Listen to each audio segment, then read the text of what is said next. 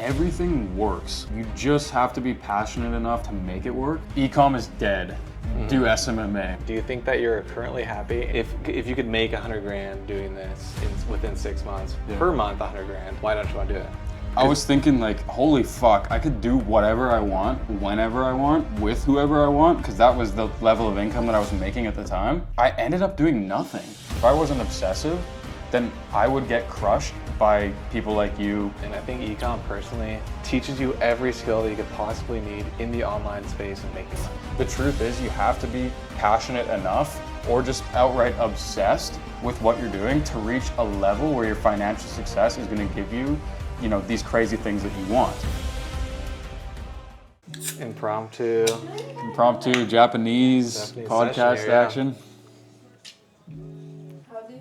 All right, so I don't know. Let's talk about the future of content for us, because like we've already chatted about this like a little bit, but I guess I want to hear more of like your perspective, because we both started YouTube and TikTok and short form and all this stuff around the exact same time, which is kind of funny.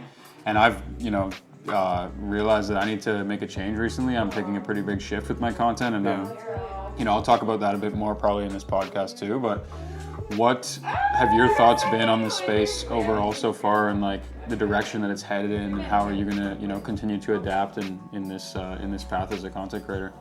Yeah, honestly, I think the path that's changed the most right now is within the short form and then the type of content on YouTube. So what I've seen is like a lot of the traditional high edit short form clips that people have been pumping, like the Imangadzi style, moving over to YouTube, funneling that traffic just doesn't really work that well anymore. At least on my perspective, what I've seen in the space, like the high edit, a lot of like fonts and everything going on. It just doesn't work as well. So I think people want to see personality. Like more vloggy, but while still doing your same ecom stuff mixed in. So my play personally, I think we've actually talked like offline about this, is literally like maybe 2 to 4 educational sit down talking videos where you can't really show personality because like you're a professor essentially. You really just can't do too much, like you really can't like be jokey, funny guy. You can't get loose. You can't have a beer on camera. You can't do these things because you're trying to like teach a lesson. Doing those like 2 to 4 times maybe a month, and then 1 to 2 of creative vlog style or showing more personality in general. So I think that's what people actually like to see, rather than just like straightforward education nonstop. You seem like a affiliate robot almost. Yeah, no, 100%. I totally agree. I think like, a year and a half, maybe 2 years ago, but I think a year and a half, I launched out some TikTok accounts and I did like a mass horizontal scaling. And at that time, I blew up 3 or 4 different TikTok accounts at once to over 100K followers. And every video, I remember I was waking up and checking TikTok, and like every day I was cracking 1 million views on a new video. And a lot of that traffic was pushing over to Instagram. I was sending them all to YouTube. I remember we were both doing like the same TikTok videos where we were saying, watch these 3 videos to be successful or learn ecom or whatever. And then we were kind of like advertising a couple people's videos in the space and then mixing in one of our own or things like that. Sneaky tip. Exactly. Yeah. And back then, those kinds of videos like just mass blasted across as many TikTok accounts as possible. Were doing really well, and it was helping grow our personal brand as a whole. But I think like with guys like Tate and like Iman, who've taken that to a level with like hundreds of accounts, Luke Belmar, just over time people got kind of sick of the horizontal scaling method, and now I almost feel like it's gone back to just essentially like solo creating, or like not account siloing, but having like one individual account and posting really quality content on it. Because back when we first started, especially with short form, because short form's so new, there wasn't that many creators, especially in our space, that were posting good content. But now, we just talked about this earlier, there's thousands of people in our space pumping, and short form specifically, like long form too, but short form's way easier to get in, there's way less barriers to entry, you don't need camera setups, you don't need all this stuff. And so you have so many people posting short form, and what happens is that, the viewer on the other end, the audience, yes, it's growing, but it hasn't grown in proportion to the amount that the content creators have grown on short form. And so now I believe that these audience members, these viewers, are craving to see really high quality content from an individual creator and almost be a part of their community and like form a relationship with that creator, rather than just seeing mass blasted like Tate, Luke Belmar clips everywhere. And so that's kind of been like the shift that I'm making now, where I'm trying to think, when I post something, is this piece of content, whether it's short form or long form, like quality, like down to the clips, down to what I'm saying? You know, do I believe that it's a very good video and people are going to enjoy it? And if it's not, I'll probably not post it. And, you know, I do have some accounts that, like, even in the past few months have just been blasting as much content as possible. And I'm, you know, firing most of my team members. I'm cutting off from that, and I'm trying to take more of a less quantity, more quality approach. But I could be wrong. We'll see how it plays out. Let's talk about content in terms of Ecom specifically, because that's mainly your followers and mainly my followers, honestly. Sure. What do you think of the space of Ecom? Do you think Ecom is doing well? Do you think dropshipping is still viable? Do you think anything in that space like SMMA, agencies, email marketing agencies, stuff like that is still something that people should be pursuing right now? Or do you think it's dying, as people say? Yeah, I mean, it's a fair question. It's a fair question. I'm not going to sit here and say that, you know, all of online business is super successful and it's where your head should be right now, because there's a lot of stuff going on in all the different niches. I mean, when I first started, I actually started with SMMA, so I had an agency and we worked with a lot of clients. SMMA nowadays, I don't know if I'd tap into it as a complete beginner, because, you know, there's just so much, like, even back when I started, it was always chasing up the next client, and there was no freedom, and there was no, you know, you essentially still are working a job if you have like a beginning SMMA. Well, the clients are ripping you nonstop. Exactly, the clients are ripping you nonstop. They want vision, they want this. You're meeting demands of other people. You don't really have as much freedom to be creative. You have to listen to exactly what somebody else is telling you to do for the most part, especially as a beginner when you're coming in with no experience, like nothing behind your name, like who you are. You have nothing to show for yourself. How are people going to trust you with their hard-earned dollars for you to go off and do whatever you want, to build whatever website you want, running whatever ad campaigns you want? They're not. They're going to give you like very, very strict guidelines and things. And that is going to become a problem, and it's going to be extremely hard for you to manage and scale. Not to mention, like, there's some massive gurus or educational teachers on YouTube and just in social media in general that have been preaching SMMA. I mean, Emon, you know, being probably the biggest in all the spaces combined, is nonstop preaching that. So like, just think about the amount of people that are pouring into starting their own agency every single day. I mean, you probably know, because you have a personal brand, and so do I, how many emails we get of people with their agencies trying to sell us on all this crap, like constantly. 10 to 30 emails a day, probably. Exactly, and you know, it's funny when you start to see the same scripts and the same emails popping up, because they're learning from the same guy in the same course, and they're told to do the same thing. And so, if there's anything that's like reaching a saturation point right now, it might be like the agency space. I think if you're gonna be a freelancer, that's great. Like, learn a skill, work really hard at it, become really competent, and you'll never have a problem getting hired again. Or you'll start your own business around that skill, and you'll do things differently than other people, and you'll, you know, have a really quality output for what it is that you're providing. And you'll have some experience behind your name as well. Like, I always tell people who work for me, like, let's say they're video editors or whoever they are, they always ask me like, oh, should I go and start my own agency now and, like, you know, expand and get other clients? And I'm like, no, you've been working for me for like 3 months. Please don't leave. Like, yeah, it's like double down, work harder, build an amazing case study. Like let's say if they're an editor, right? Blow me the fuck up. Blow me up on YouTube, get me to 1 million subscribers with your amazing editing, and then start an agency. Yeah.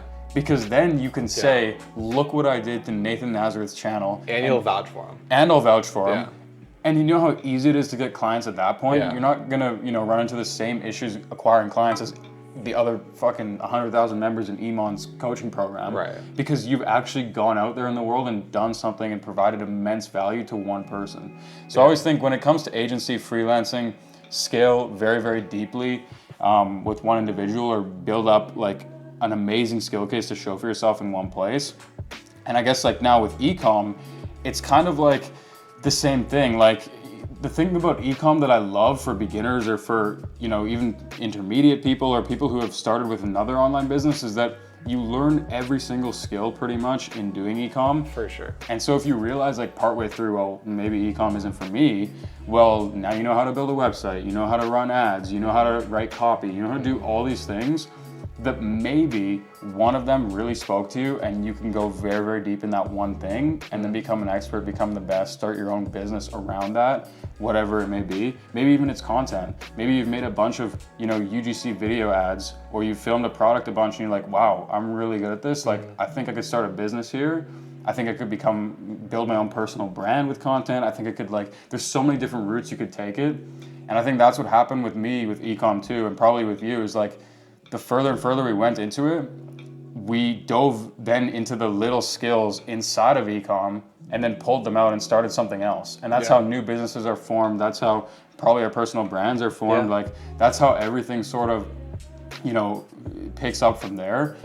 But I think, as a beginner, ecom, I'll always vouch for it, because just solely from the fact that you're learning so much, you have so many skills at your disposal, and then from there, you're opening yourself up to a world of opportunities.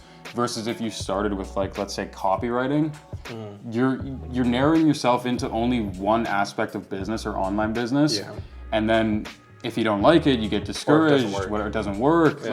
You're probably gonna give up, go back to your 9 to 5, whatever you were doing. But with ecom, it's well, it doesn't work. Well, maybe something within, what didn't work worked. Maybe you really enjoyed creating video ads. Maybe you really enjoyed building websites, whatever it was. So that above everything is probably why I'll always preach ecom to a beginner. And also now more than ever, all of the barriers to entry have been removed. What we both offer for free, because we're partners with Shopify and TikTok, is crazy. When I started ecom 5 years ago, and same with you, we would have loved to have the opportunity that people have today. Yeah, it's actually crazy. It's wild. It is crazy that no one takes advantage of that offer, to be honest with you. But I think I have the same feeling. I think ecom personally teaches you every skill that you could possibly need in the online space of making money, right? And you could take it any direction that you want. But what I noticed from coaching people, and I don't anymore, personally, I don't remember if you do or not, but what I've noticed is the people that win in that space are just people that win. They're people that have the mindset to win, they have the drive, they take the time, they actually spend the hours after work doing it and working on it, and they want to learn, they want to win.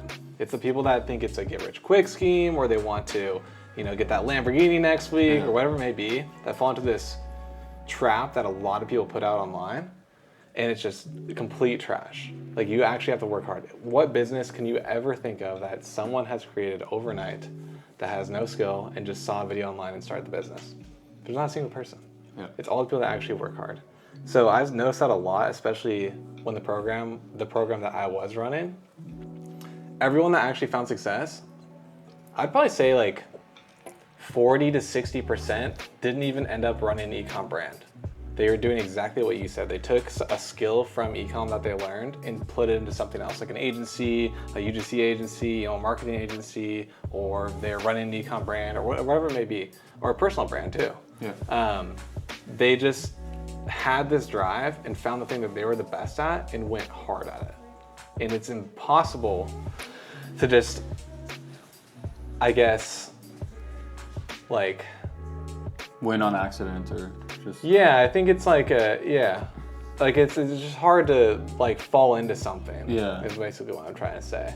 I think everything personally works. I think agencies work. I think dropshipping works. I think ecom works. I think marketing agency works. Whatever you want to do, copywriting, it doesn't matter as long as you actually have the personality to do it 100%. And push forward through it.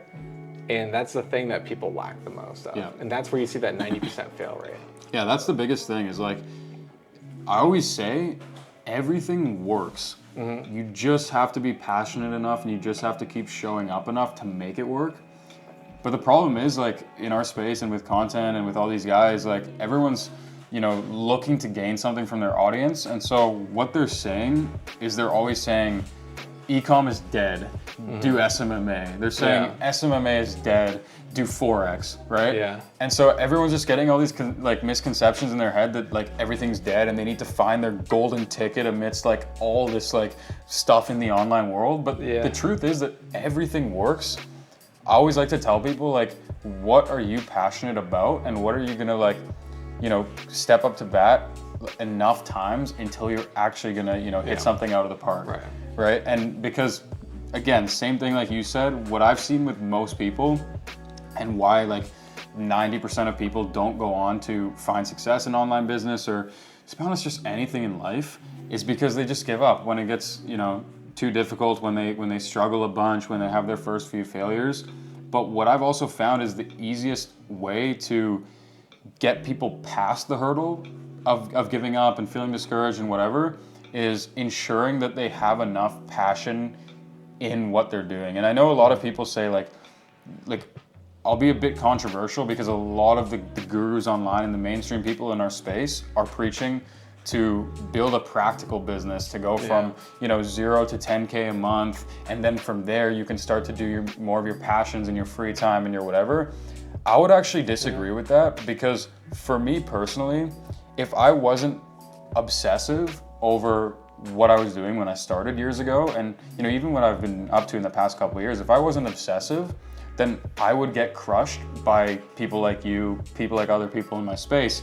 And that really is what it takes to be reaching the top, or to be, you know, making 6 figures a month. Or if you have this dream of owning a Lamborghini, you have to be a bit obsessive. Like the average person who just sits back in their chair is not going to be able to be in fancy places, traveling the world 24/7, buying Lamborghinis, wearing diamonds on their wrists. Like, it's just not happening. So that's why I tell these people who want all this stuff, the truth is you have to be passionate enough, or just like outright obsessed with what you're doing, to reach a level where your financial success is going to give you, you know, these crazy things that you want. Right? Do you think that you are obsessed with the actual work itself, or do you think it's the monetary value that you get from it? I think it changes. Like, my obsession changes, but the bottom line is, if I'm not obsessed or passionate about what I'm doing, then I'm looking to make a change, right? And so when I started, it was like I was obsessed with Ecom and testing products, rapidly testing products. It was a blast, dude. It's so much fun. Especially back in, like, you know, 2018, 2017, when no one was doing this shit, and like you're just throwing up landing pages and getting like a 3-4x. Dude, I was maxing at 3 products a day testing. Yeah, 100%. And so like I was just obsessed with like testing products and doing all this stuff, and then, you know, over time, I started to form different obsessions in different areas. And I would say now, like, what I'm obsessed with isn't really anything like testing a product in particular, or even posting a YouTube video in particular, but it's more about challenging myself to build towards something that I really see as like a vision for me in the future. And, you know, before this like obsession or passion came about, let's say I was obsessed with, you know, looking after my family, friends, like people around me, and taking care of them. Before that, I was obsessed with, you know, maybe looking after myself and just getting like, finally being able to move out to my own place and buying my first car and all these things. And so I think this is like, kind of goes into your big why, or your purpose, or like your reason why, you know, you obviously show up every day and do the things that you do. And I do believe that this adapts over time, because you're going to be at different levels financially, and it's up to you to find out what truly is going to make you tick, and what's going to, you know, make you get up and become obsessed with something, so that you're going to do it better than the guy next to you, and you're going to have success in your industry. Do you think you could start a dropshipping store right now and run it up to 100K within 6 months? 100K a month within 6 months, confidently? Yes, I do believe so. Like, with my skill set, also with, you know, my capital, some of my existing connections behind me, I believe there's no doubt in my mind, if that's what I put my focus towards, there would be no problem. But the question is, do I want to put my focus towards that? That's really, you know, what it comes down to. But my philosophy is like, why? If you could make 100 grand doing this within 6 months, per month 100 grand, why don't you want to do it? Because you want to pursue the next challenge. That's my guess. I'm kind of leading you to that answer, but personally, for me, I want to just like be able to conquer something else. Yeah, well, I think it's also a passion thing, and I talked about this earlier. For me, it's like, what am I passionate about? And you know, you mentioned too, like, you're passionate about the challenge the same way that I am. And so, if you know that you can confidently do something to a very high level, then suddenly it isn't a challenge anymore, and you're not so lit up by the idea of it, because, well, one, you've already done it, and two, you're bored of it. You want the next big fish, you want the next thing. And so the passion isn't gonna be there. But yes, of course, if you spend all your time, dedicated the next 6 months to lock yourself away and build the best dropshipping business possible, I'm sure you could crack a few million in revenue or hit whatever crazy number you wanted to. But that isn't my goal, and it's probably not yours. And I'm glad you talked about like people shitting on Ecom and shitting on like agencies and like all of these like beginner business models to get into, because it also does piss me off when I see this, because it's like some people they've been born into a family where they've had $1 million trust funds, or their dad's a real estate mogul or something. I think that's everyone assumes about people in the ecom space in general too. Exactly. And like, these people who have these connections already, who are born in these environments, who are going to Stanford and Harvard and whatever, they're going to shit on ecom, they're going to shit on agencies because they seen growing up how millions and millions of dollars are made from their parents, from people in their family, and they're like, yeah, this dropshipping shit is not the way to get rich, right? But the reason why they're going to shit on that is because they know the real ways to become ultra wealthy, but they're in a very different position. It takes money. Yeah, than people like us. Right. We started with, maybe you in a completely different position than me, but I started in,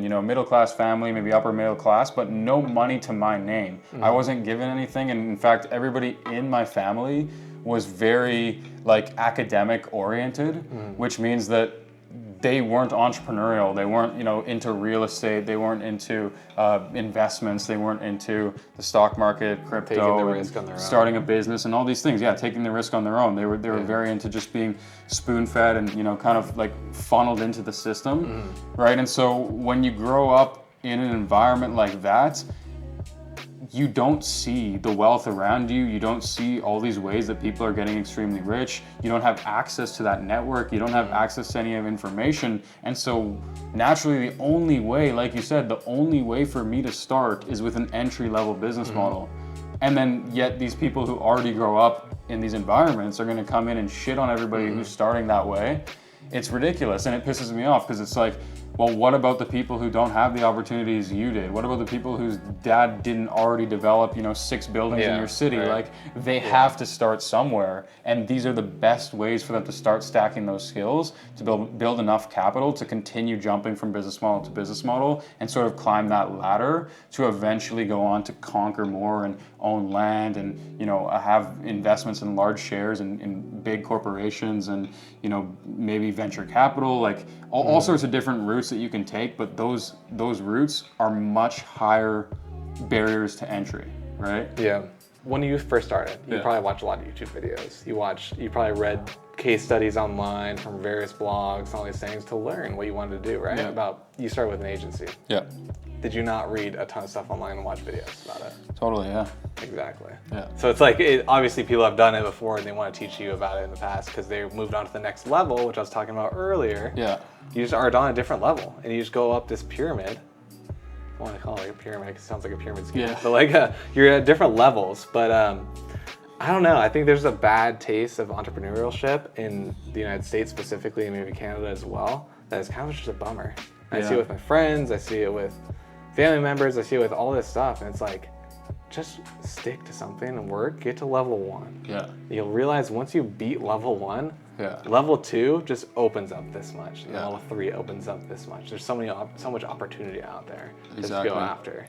And then, let's talk a little bit more about the level that we're at now, just for, for people who are maybe at level 1, but they're interested in what it's like when you climb that ladder, and also, maybe people at our level or people above us, they want to hear that perspective. Because I think what you just said there, like, it really is something that I've thought about over the past couple of years. It's like, well, 4 or 5 years ago when I was at level 1, the roadmap was so fucking easy. And like, I'm sorry to all the people out there watching that, like, they're struggling, they can't make their first buck online.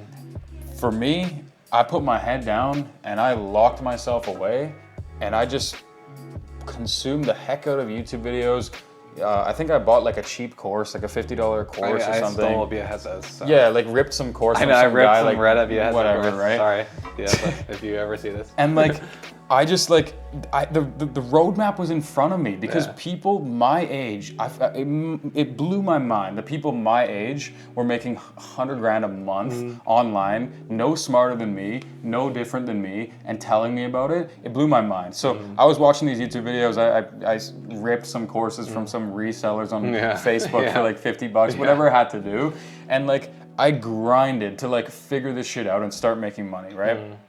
So once I was making like, you know, 5K a month, 10K a month, like an amount that I could kind of live off of comfortably and be able to like have my own place, even if it's just a really small apartment and like, you know, a beater car, but like have my own stuff and like progress in life. And exactly, not like, you know, just beg my parents for meals and like, you know, sleep at my mom's place and things. When I had that amount of money, I'd say another level opened up for me, right? So kind of went from 0 to, let's say, you know, 5K a month or whatever I was at the time. And then at that level, like you just said, all of these different paths opened up, all these options opened up, right? And so I still knew what I had to do to get from 5K a month to 20K a month. It was stick to what I know, double down on Ecom, double down on the store that I was building, double down on where my money was coming in. Or actually at the time it was agency, so double down on that, and then eventually it switched to Ecom when I had a client that was involved in Ecom and taught me about it and whatever. But yeah, like the options just kept opening up as I talked to more people, as I showed people this is what I'm doing, I'm making money, I'm building case studies for clients that I'm working with, all these crazy things, all these doors started opening, and then boom, level 3. So let's say I'm at 10K plus a month, 15K a month, 20K a month, life's really opening up, right? Now there's like a million options in front of me, and so this was because also you're most likely keeping that same lifestyle at that point. Yeah. So like when you're at the 5 to 15K range, you're probably keeping a similar lifestyle. But now let's say you're spending 5K a month on your expenses, and you've got an extra 10K. Let's say, so you're making 15K a month. You now have 10K to deploy a month. So you can invest in random stuff or try out random stuff or invest in this business or have someone build a website for you for your new agency that you're wanting to run or whatever it may be. It just opens up the opportunity there. 100%. Deploying the capital is the biggest thing. And to only be able to deploy the capital is covering your expenses. Yeah. Once you cover expenses, everything else should be drastically thrown into opportunities. Even if 90% of them miss, you just need one to hit. Yeah. You don't care, you don't need to throw 15K a month into something that's not working or whatever. You literally need to be able to have that 5 to 10K extra a month to deploy somewhere else. 100%. And one of them's gonna work, and then you're gonna move into level 3, and then level 4. And I think what happened at that level was like so interesting, was like because I had all these options with money coming in, both in business, like, oh, I could double down on my current business, or I could start this business, or I could partner with this person over here and run this, or I could invest in this and that. And like all these options opened up.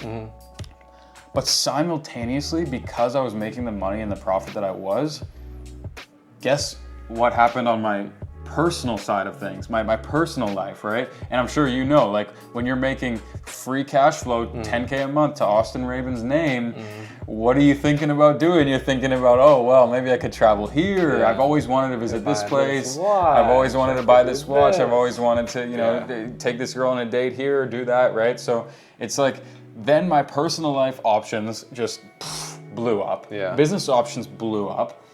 And what happened was I was sitting level 2 and 3 is almost a trigger point. It's a real trick. I was sitting in my apartment, you know, a small apartment at the time, because I was at that, you know, smaller level. I was sitting on the ground in my apartment.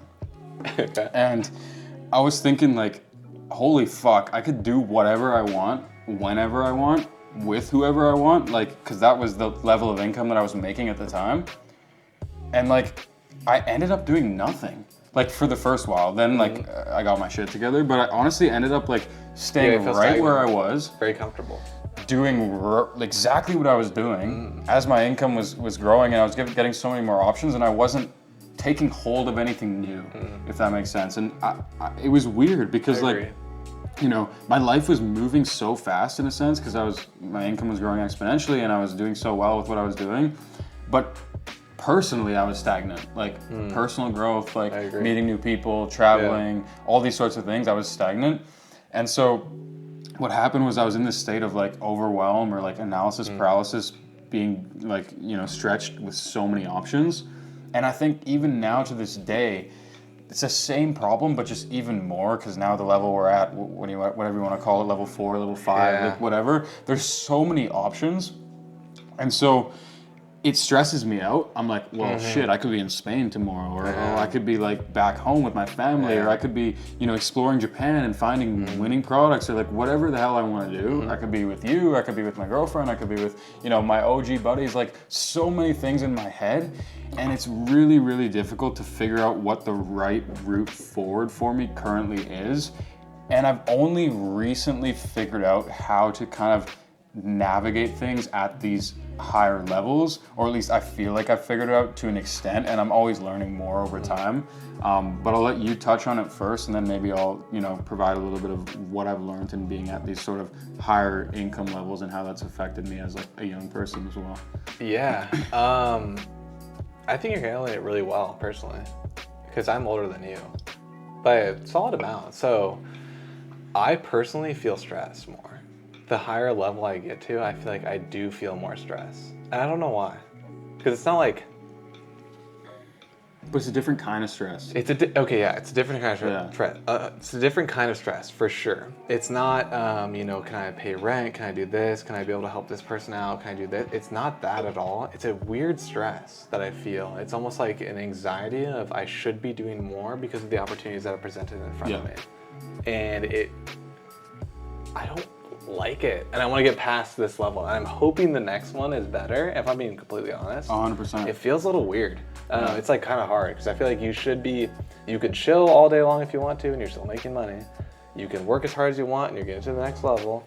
You can help people out, you can do all these things, you're not worried about stuff, but there's a lot of people reaching out to you. There's people saying you should invest in this, you should do this, hop on this business with me, do this, you should actually come up with this. Let's make this video, let's do this idea, let's dropship this product together. And you have so many opportunities, it's almost overwhelming to me personally. I don't like it. Yeah. So I'm hoping the next level is a little bit better. But to handle it, I mean, I think the biggest thing is right now I'm at the phase personally where I want to cut down on things. And I feel like you are probably in a similar boat, maybe on a different level or perspective or half level or whatever it may be, where I want to like cut down a lot of things that, make me money, but I don't want to entertain anymore because I want to focus on certain things. Yeah. I want to like dedicate more time. Your time is the most valuable thing. And so you only run out, I feel like when you're from 0 to 1, you have a ton of time. You're from 1 to 2, you have a decent amount of time. 2 to 4 to 5, or 2 to 3 to 4 to 5-ish, like somewhere in that range. I'm just making these up.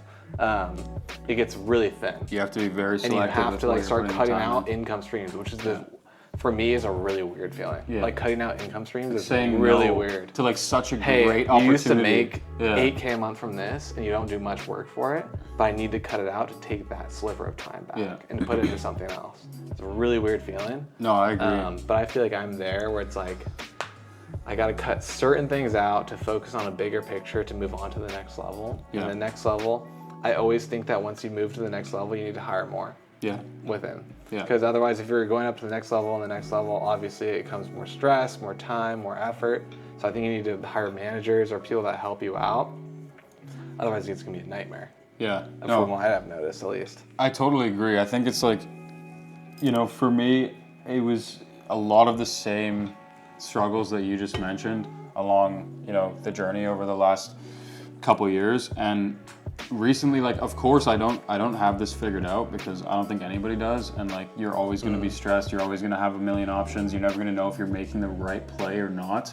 And also, like, you know, what helped me so much in the beginning was saying yes to everything on my plate, and that's what got me to who I am today and where I am. But now it's like I have to relearn everything and learn how to say no to everything that's coming my way, and say yes to the things that truly matter to me, even if they aren't related to my growth in my career or monetarily. Because, you know, let's be honest, like, unless you're Elon Musk, you probably don't want to lock yourself in a room 24/7 and just commit to, you know, building one project or one main mission. Like, you want to live a life too. There's other aspects of life that really matter. And at the end of the day, when you die, like, you're not taking a single cent to your grave, but all those memories with your loved ones, and like, those are the things that truly matter the most. And I think for me, like, I started to do a bunch of research on people well above me financially, like billionaires and multi-millionaires.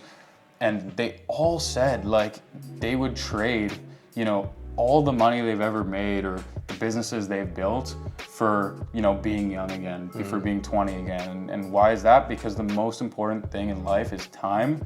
And that time can be spent on whatever you truly value the most. And so, you know, I actually do a fair amount of like writing here and there. So I'll pull up, you know, something that I wrote the other day. I was gonna fire it off as like an Instagram caption, but it just reminded me of it now because I think it's like very, very powerful. And it really helps to, you know, further my point of basically what I'm saying right now. But it goes, I have everything that I've ever wanted and more. And then I go to give a little bit of advice. So I say, if you're young and you want what I have, put your head down and work. Cut out the voice in your head. There's no place for it. Become a new person, a person that's worthy and ready to have whatever they want. And then I say, trust me, life gets so much better when you get what you want, when you get the house you want, buy the car you want, date the girl you want, take care of your family and friends if that's what you want, help others. But 99% of people won't ever get this. You'll let life pass you by, pushing what you want to the side and thinking that in another life you'll get it. You are worthy of it now. You are worthy of being that person and getting everything, but you gotta believe it because nobody else will. Do better, work harder, literally go skull fuck the universe into giving you exactly what you desire, sorry for my profanity, and then do it again and again and watch as you turn your life into the movie that you always dreamt of. But simultaneously, you must figure out how to be grateful for everything you currently have. Live your life in the present and don't worry about things that are out of your control. Cherish those around you and the place you're currently in, because the only thing you're guaranteed to never get back is your time and this very moment. This duality is exceptionally hard to fully conceptualize and live in, but if you can do it, then you've made it. The world is yours. Wow. So that is very profound. Yeah, I just wrote that, and I think it really encapsulates like what I'm trying to say and what I've realized at this level is that, like, you know, obviously putting our head down and focusing and getting to the next level financially or career-wise is like super important to us, and it's a challenge and we're gonna do it. But at the end of the day, none of that matters if you can't accept your current situation, be grateful, be happy, live in the moment, and prioritize what you want to do and what you're happy doing. And I think this duality can almost be said for any stage. And if you can accept it and live in that, like, it's like you're grateful, you're comfortable, you're happy, you're in the present, but at the same time, you're striving for more, you want more, you want to be a new person, you want to be a better person. And it's accepting both those realities at once. And I think that it's extremely difficult to do. But if you can manage to pull it off, and I feel like I'm taking steps towards pulling it off, then I truly feel like the world is yours, and, you know, you'll be able to do everything you want and so much more and live a great and happy life while you're at it. I agree. It's like the hedonic treadmill. You're just constantly striving. Do you think that you're currently happy, and when did you reach happiness? And do you think that there is a plateau effect of happiness in terms of happiness to income? I've always been a happy person, like since the day that I was born. I don't just mean like I just came out and I'm like, you know, the world is awesome and I'm just like running around smiling at everybody all day, every day. What I mean by that is like, yes, I have like, you know, I've even been through periods of time where, you know, I was very down on myself. I'm not going to use the word depressed because this is a whole other topic we could get into, but like, you know, I don't believe in like people who say like, you know, depression is a choice, blah, blah, blah. I do believe there are people who are clinically depressed and like they need help, like they need medical assistance. And I was never at that point. There was obviously periods in my life where I was, you know, very, very sad for a couple of weeks, but I was never clinically depressed. So overall, my whole life, I'd say like I've been a very happy person. And, you know, when I look back on things, for me personally, my happiness level is unchanged. And so what I learned about that is, well, one, you know, I was born into a family that could provide for me in terms of food, shelter, opportunities, within, you know, education, so the school system, within sports clubs that I could play on from a young age, all these sorts of things that do require a bit of money to, you know, put your kid in a high level of sport, to put your kid in a good school, to like whatever, right? So these things I was all taken care of. And, you know, what's really amazing, what I think about the way that, you know, my parents raised me and my brothers, was that their philosophy was like, you know, they would spend their last dollar on giving us all the opportunities that we could, but nothing in excess. So they wouldn't give us cash. They wouldn't let us go to, you know, expensive dinners and things like that. But if we said like, Dad, we really want to play like soccer, they would sign us up for like whatever team we wanted to. Or like if I wanted to go to you know, an art lesson, or if I wanted to learn something, or like buy an online course, or whatever it may be, my parents were there to help out with it. But if I said like, hey, can you guys help me out? Like, I really want to get a car, or like, they'd be like, fuck no. If I said like, hey, can I go out for a nice dinner tonight with my friends? They'd be like, no, figure out how to make the money yourself. And like, I'm really grateful for the way that they raised me, because, you know, they gave me everything that I needed to be happy, but nothing on top. And so over time, as I started to make more money, and then eventually in excess money, where I could do the things like travel and go to fancy dinners and, you know, buy nice stuff and diamonds and whatever, I realized at a younger age that that's truly not what brings you more happiness and fulfillment. And once you reach a certain point where you're comfortable, as in like, you have good food, you have good shelter, you have good water, you have, you know, good friends and good loving relationships around you, and you have opportunities and things that you can work on, then, you know, your happiness level might marginally improve, sure, if you're sitting on yachts and got a bunch of girls around you and whatever, but like, it's not gonna be the drastic jump that you think it is. But I think maybe you might have a different perspective on this, you know, if you came from a slightly, like, let's say, worse off financially situation than how I came growing up. Yeah, I think for me personally, it was a massive incline and then a plateau. I didn't grow up wealthy at all. Food stamps, homeless at one point, single mom. Contrary to maybe the way I look or act, but it was just like, I don't really talk about it a lot, but yeah, I feel like I grew in happiness a lot really quickly. I was pretty, like, kind of the opposite. Like, I didn't come out the womb happy. I came out the womb in kind of in chaos in a lot of ways, and a lot of sadness. And then being able to pursue everything that I wanted to, and I saw everything that I didn't have and what I wanted, and was able to, you know, get that pretty quickly, relatively, past like college and things like that. My happiness jumped exponentially. Like when I quit my job, first of all, my job, like after college, was like the best thing that ever happened to me. A stable income for me was huge. It was like, I don't have to worry about bills. I don't have to worry about the lights turning off. I don't have to worry about the air turning off in Arizona. I didn't have to worry about any of that. And I was so happy. My goal throughout college was, you know, I want to make $70,000 a year, and I'm going to be happy forever because I'm going to be stable. I don't have to worry about things. It is what it is. It's true. And so when I got to that, in that 9-to-5 job, I was like, this is it. This is the most I want to do. Like, this is perfect. But I always had that entrepreneurial spirit growing up, being poor. I was like, I was always slinging stuff on the side. I was selling duct tape wallets, all that stuff, right? So I always had that drive in me. I'm like, I can make more. If I'm working this hard to get these raises and be able to be promoted to this before X person or whatever that was supposed to get the promotion first, and I'm better than them, why am I not getting paid more for contributing to a company? I should contribute to my own company, right? Yeah. And so I've always had that drive, and I was like looking up things on YouTube and all that stuff. This is my whole story. But anyway, moral of the story is like, I was able to do that and push past that through college.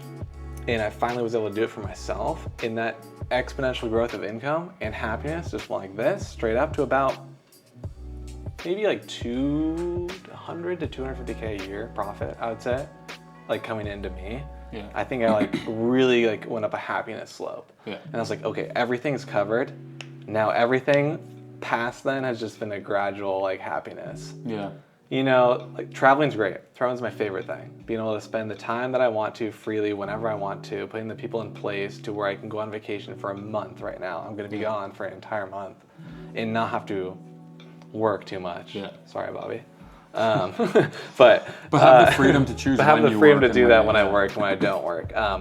It's really great and it's awesome, and I love that element of it. Besides being my means covered, that's been my like second like layer of happiness that's gone up. Where I'm like, wow, now my life is in my control. Yeah. I'm kind of like playing a video game in a way.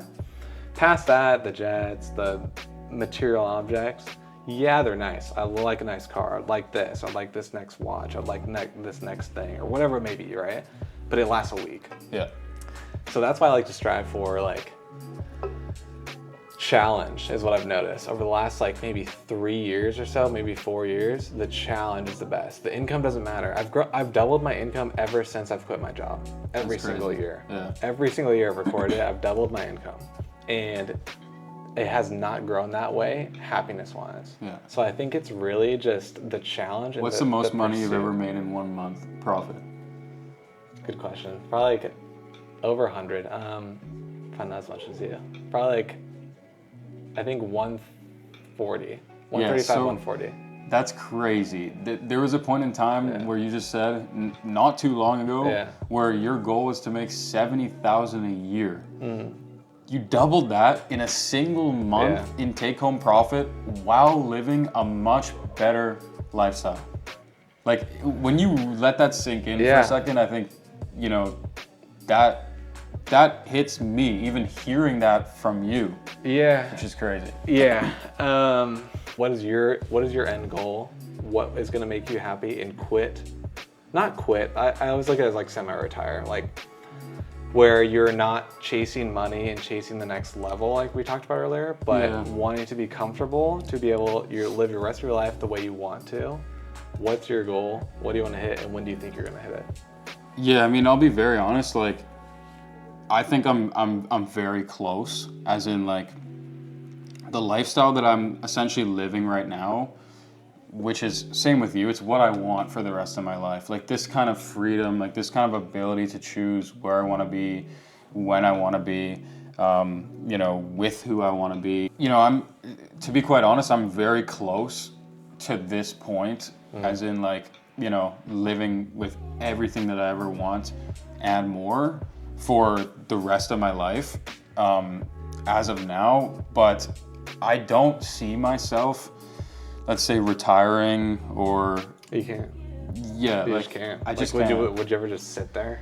I don't think I would, but that might change when I'm 30, when I'm 40. You know, I'm aware of these things when I'm 50, when I'm 60. Like, that might change because my life's been such a sprint in the past couple of years that, like, I understand that there's a time and a place for everything. And although right now I'm still like caught up in the sprint of things, and I'm learning and I'm traveling and I'm meeting new people and I'm making money and starting new businesses, and it's gonna be that way for the next how many years, regardless of how much money I have invested, regardless of how much money I have in the bank. Like, my foot's still gonna be on the pedal to an extent because I just genuinely have nothing else to do. Like, it's weird in the sense that, like, you know, I love what I do when I travel, when I hit the beach, when I spend time with, you know, my girlfriend or my close friends, or go chill with my family. But, like, beyond that, these people all, like, they have a life too. Like, they have a career. You know, all my friends, my family's busy. You know, they got 2 other sons. They got shit to do. They got hockey games to watch. Like, they got stuff to do, right? And so, for me, like, the most important thing in life is, like, your relationships with people. And, like, you know, because if people, like, if you were the only person alive, who cares if you owned everything? Who cares if you had all the money in the world? Like, your life would be pointless. You just off yourself. Like, let's be real. So, like, people for me are the most important thing in the world. But, like, everyone that you love and everyone around you, like, they have lives too, and, like, they have to do shit and, like, whatever. So, like, for me to think that, like, I could just kick back and spend all of my time with these people, I think right now would be a bit selfish. Like, if I grew older and, like, you know, my wife was also growing older and she just wanted to, like, kick it all day, then, like, yeah, that's what we would do. We wouldn't have to work. We would just kick it. But, like, right now, it's like, you know, everyone in my life that I love and care about, like, they don't want to be with me 24/7. Yeah. Like, Yeah. I want to be with them, and they want to be with me, like in moderation, like a normal, good relationship, right? And so, I would love to spend my time as I do, because I, have that time freedom now with my family, with my friends, with my girlfriend, whatever. But like, I still have a lot of other hours in the day. You can sleep until 1, right? Yeah, I can sleep until 1, and I still This guy sleeps until 1. I sleep like crazy, but the funny thing is, I still have so many hours in the day, and so like, even if I did everything that I wanted to do, sleep for 10 hours, right?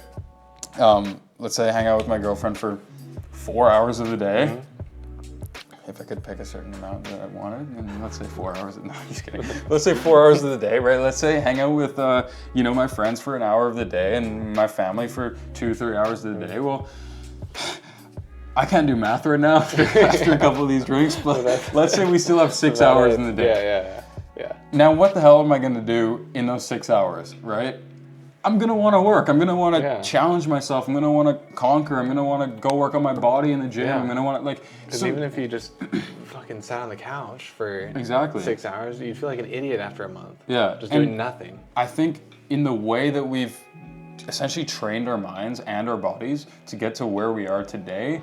You get antsy. Yeah, you get antsy. Not doing something productive. You can't unlearn the training that we've done to go from level 1 to level 4, level 5. So now you can't go back to 0. You can't go back to 0. So we're in a sense like feeling always this pressure to just keep moving forward, to just keep the foot on the gas, to just keep showing up for ourselves and doing something, because that's what we had to do every day for years on end to get to where we are today. And so how do you unlearn that? You can't. The mindset that we built is like, sometimes I sit there and I'm like, I would love to just take a solid week, no phone, no work, no checking Slack, no communicating with anybody about anything to do with money, career, business. I've tried it and I've failed over and over and over again. So all that's told me is that I am wired this way now, and I will continue to succeed and continue to build and continue to conquer and make more money for the foreseeable future. And if it changes at 30, if it changes at 40, then I could see that happening too. But as of now, even though, I could technically retire, and probably in a year or two, I could probably retire very comfortably, I'll still keep going. Yeah. That's just what I'm wired to do. That's also crazy. So you asked me, I'm gonna ask you, what's the most you've made in a month then? Ooh. We're talking net, covering all expense. Net across all ventures or all operations or all businesses at one point in time, 1 month, would have been about 450,000 USD. 450,000 USD. Yeah. 1 month. At what? At 22. Oh, so last year. Last year I had the biggest month of all time. That's crazy. Not this year. That's insane. Yeah, I mean. So you made in 1 month, you've made what a high-skilled doctor that specialized would make in a full year. Yeah, it's pretty crazy when you put it like that. It's still like, That sounds like this is the douchey clip that we got here, but it's real. It's crazy. Yeah. But I will tell you, for making that at your age, because I met you probably when you were maybe 21, 22? 21. 20 or 21. 21. Yeah, somewhere around there. Yeah. Very humble. Thank you. Because I'm 28 now. I had to check that the other day. 28 now. And going through it and seeing people and living in LA and seeing their lifestyle. Very humble. As you. Yeah. No, but for real, very, very humble. And so that's actually very, very cool to see. It's very respectable. Most people at that age would probably just act like dickheads, to be honest with you. Yeah. So I commend you for that. I think that's really awesome. And you have a great level head on your shoulders, or your head on your shoulders, whatever the fucking saying is. But yeah, it's insane. Yeah, no, I appreciate that. I think it's definitely I'm gonna give the credit where the credit's due, and I'm gonna give the credit to my parents again on that one, because I still respect and value people for a lot more than just money and just the dollar figure that they've they've earned or whatever. And I think in today's world, like status and like how much money you make and all of this is such like a thing where like people just associate higher value to people based on how much money they make. Yeah. And like the way that I grew up was like, my parents are smart as hell. Like it's all education. Yeah, like my dad is like way smarter than me. Like his mind, he's way smarter than me, and I'm pretty smart, I would say. Like I've always found school easy. I've always, blown through stuff, like, done well in what I'm doing. My dad is way beyond me in terms of like intelligence. And so that is why, like, I've always thought that like, well, I don't really see the world that like everybody else sees. Like I'm not gonna just think because you make $1 million a month or $1 million a year that you're smarter than me, you're better than me. And again, that was another mindset that I was blessed to have growing up, because I saw like, my parents and I saw my dad, and I always thought like this guy could have been, doing something crazy, but he had an unfortunate situation. I'm not going to get into it, where he had, chronic illness and all this stuff. But the point is that I respect like the heck out of people who have done well in different things that aren't just, money related. Yeah. So if somebody isn't making a lot of money, but they're exploring, a new species of bird on some island because that's what they're passionate about, then they could be a very cool person, very interesting to talk to, and I'll respect them just as much as I respect somebody, who's making $200,000 a month with their e-commerce brand or whatever it is. And so because I grew up that way, and also, my mom would slap the heck out of me if I got cocky or if I, did anything growing up about, my achievements in sport, my achievements in school, whatever it is. Between those two things, I feel like I just grew up and saw the world a bit differently than most like people who are just seeking status and looking at whoever's making the most amount of money. And even still, like, I'll go home to the dinner table and get slapped around by my mom, like, and I'll just take it, and like I respect her way more than like, somebody maybe who's making like millions and millions of dollars. I still respect her judgment, her opinions, even when it comes to business, because she's a very intelligent person. And like, even if I'm talking to somebody who's, let's say, a friend of mine, but they're not, making crazy amount of money or have a big business, I will still respect their opinion if I feel that they're intelligent, they provide value, they're doing something cool, they're ambitious. They don't have to be making a crazy amount of money. And that's the way that I was raised. That's what I saw around me, and that's how I grew 100%. Up, and that's how I still think. So I think that plays into it too, is just because I make, a lot of money and more than like pretty much everyone my age, except for maybe a very, very small percentile. I don't go around thinking that I'm better than others, because those other people, just because they're making less than me, doesn't mean that they don't have very, very interesting insights to offer, stuff to share, a cool life that they're living, and all sorts of stuff. 100%. It does not equate. It does not equate. Your money does not equate to your intelligence at all. At all. Some of the most idiotic people are the wealthiest, really, or they fell into it, or they did this, or they did that. It doesn't matter. It's about your life perspective, what you know, what you're passionate about. What I think is most important is what you're passionate about personally. If you're a cool person that likes something really cool and you love doing it, who cares what you make? Like, you're a great person overall. I agree. And the relationships are way more important than someone that's making 2 mil, 5 mil, 10 mil a year. Yeah. And on the flip side, I think that's a very good perspective to bring to people who are wanting to make crazy money and wanting all this shit and Lamborghinis and the online, world and starting an e-commerce store, is that you don't have to be some super genius or somebody who's super intelligent. Like, in my personal life, in the way that I grew up, the people that I know who I can confidently say are the most intelligent individuals I know are not the richest individuals I know. Yeah. I agree. I 100% agree. And so that's the risk takers. That exactly. Makes the most money. I mean, it's people that take the most risk. That goes to show. It's not even like the craziest risk. The people watching that it's like, sometimes the dumbest people. Like, even if you think you are dumb, you think you are low IQ, you think everyone around you is smarter than you, you can make it to the top. You can succeed. You can, make millions and millions of dollars a year. So it doesn't just equate with some natural, God-given talent or gift or IQ or any of this. Especially not in like 2024 specifically. Yeah. You really don't have to.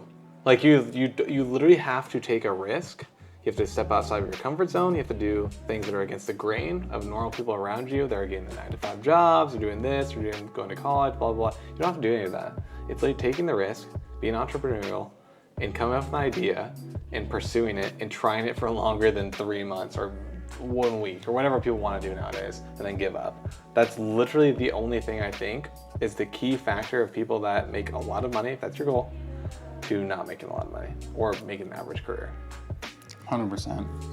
Couldn't agree with that more. So yeah, I mean, I guess for everybody watching out there, that's probably one of the biggest things that you really need to take in and you need to fully, conceptualize and understand. And luckily for me, and probably why I grew so fast and in such a little amount of time, was because I already had that mindset. But if you don't have that mindset, I'm gonna drill it into you right now, because when I was 18 and I pulled up YouTube and I saw Jordan Welch, I saw Biaheza, I saw these guys clearing $100,000 a month with Ecom or whatever they were doing, my mind immediately said, this guy is no different than me. Like, simple. So that is the mindset that I want all of you guys to have when you watch this video right now. When you look at me, when you look at Austin, tell yourself that we are no different than you, because we aren't. We've just stepped up to bat more times. Yeah. We've just spent more time behind our computer screen working at the life that we want, and that's it. 100%. I can't even say any more. You kind of crushed that one. Well, if this is going out to long form, then thank you guys so much for tuning in. Yeah, we're gonna go enjoy the rest of our night here in beautiful Osaka and the rest of our Japan trip. I got 2 nights left here. Awesome. So we'll figure it out. All right. Peace out, guys.